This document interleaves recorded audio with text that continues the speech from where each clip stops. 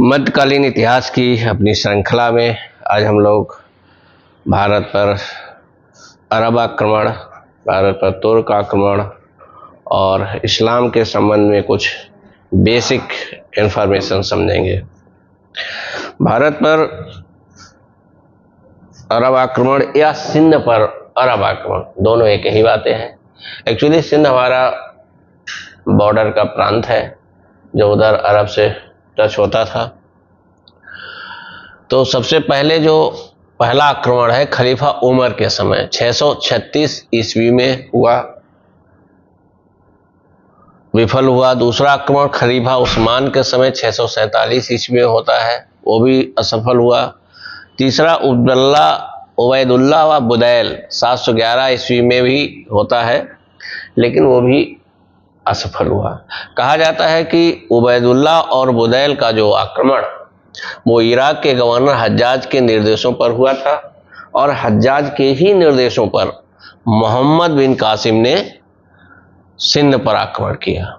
तो जो recognised fact मिलता है कि भारत पर पहला अरब आक्रमण वो मोहम्मद बिन कासिम का माना जाता है।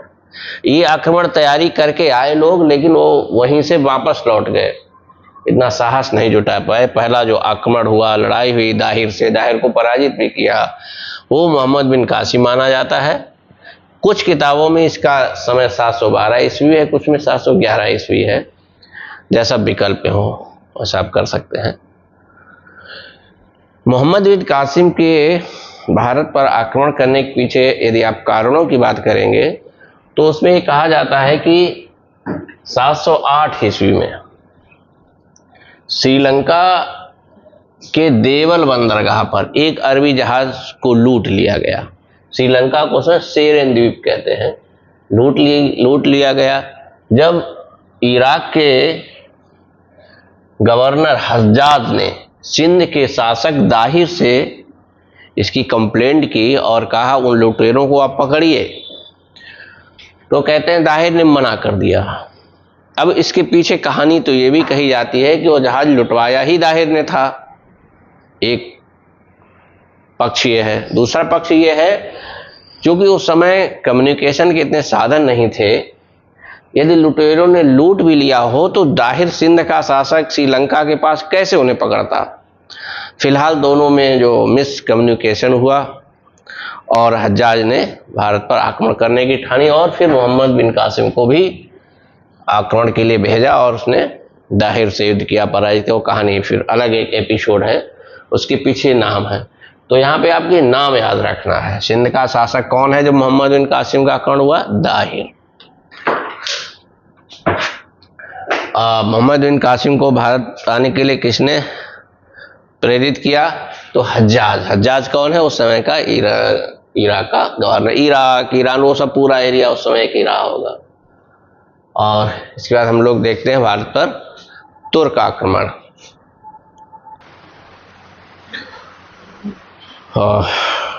अरबी आक्रमण के बाद हम लोग देखते हैं भारत पर तुर्क आक्रमण। एक्चुअली शासनी जो प्राचीन शासनी साम्राज्य था मिस्र, इराक, ईरान, ये सारा पुराना, थोड़ा जब उसका पतन हुआ तो खुरासान एक सेंटर के रूप में डेवलप हुआ। पूरे अरब में इस्लाम का एक केंद्र के रूप में, पावर सेंटर के रूप में खुरासान को अलप्तगीन ने डेवलप किया। यानी शासनी साम्राज्य की सारी पावर उसने खुरासान शिफ्ट कर ली और यहाँ पर अलप्तगीन ने 1700 सरदारों का एक समूह बनाया, जिसमें से एक सुबुक्तगीन भी था जो उसका दामाद भी है रिश्ते में। और उन 1700 जो तुर्क सरदार थे, गुलाम तुर्क सरदार, उनमें से एक है।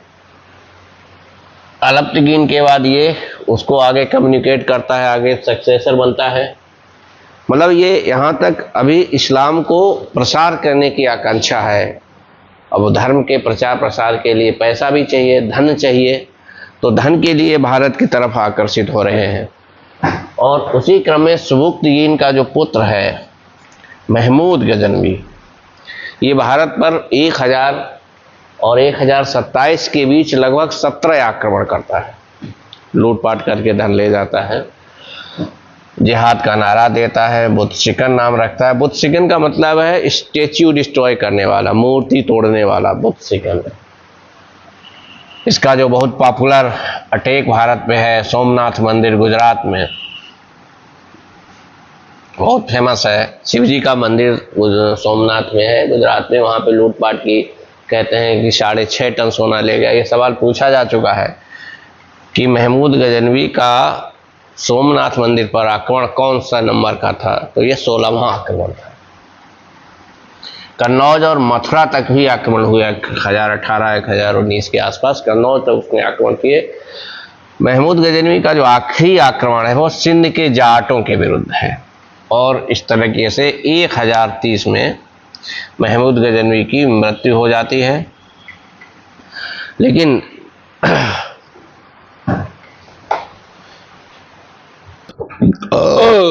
बिना अलबरूनी के महमूद गजनवी एकदम अधूरा है। सवाल आपका यहीं से आएगा, मोस्ट इंपॉर्टेंट एरिया है ये। महमूद गजनवी अपने साथ भारत पर आक्रमण कर रहा था, तो उसके साथ एक विद्वान, कवि, लिंग्विस्टिक, एक मल्टी टैलेंटेड पर्सन अलबरूनी भी साथ था। बहुत सवाल पूछा जाता है अलबरूनी किसके साथ भारत आया, तो महमूद गजनवी के साथ। ठीक, ये महमूद गजनवी का दरबारी कवि था। इससे पहले वो किसी छोटे शासक या मंत्री भी था, जो किताब उल हिंद का लेखक भी है। किताब उल हिंद नोट कर सकते हो, भारतीय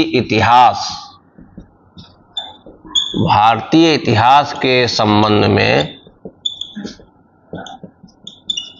जानकारी का प्रथम स्रोत माना जाता है।